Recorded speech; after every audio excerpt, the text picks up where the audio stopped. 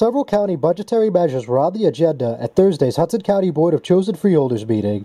They were all carried until later this month so the board could work out a few kinks. District 2 Freeholder Bill O'Day elaborated on some of the issues he saw with the numbers in the budget. Prior to the meeting, I did speak with the administrator and told the administrator that it was our intent to do that and our hope that in doing that, he would take that opportunity to make cuts, which would be done maybe in a different manner than we make, because our cuts are often cut, what is it, the death of 1,000 cuts, as opposed to the approach he generally takes, which he tries to find one or two areas to deal with. So we felt to give him one last opportunity to look at it from that perspective before the budget came to us. And he may do nothing. Like we have no, he may seize this as an opportunity to try to make some additional cuts. But if not, I think we're committed as a board at that point. We're going to take it and we're going to start that.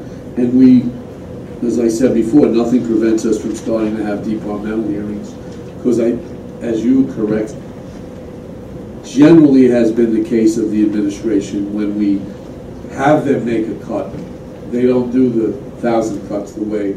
County Administrator Abe Anton was questioned about what help the board would be receiving to slash costs on the administrative end, but he said there wasn't much he could do in this situation.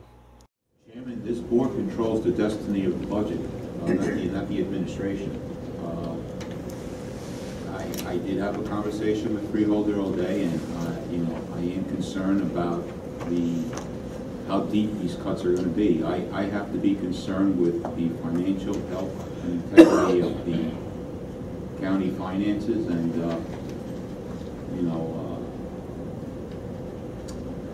I'll have to have my discussion with the county executive.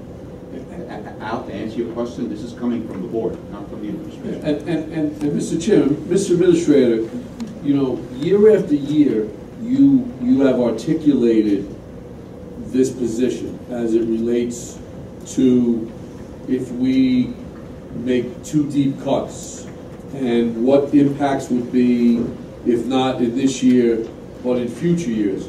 I would suggest this year that you better articulate what that is, meaning, put it so we better understand exactly what it is. Because in my mind, it's always been this kind of vague concept.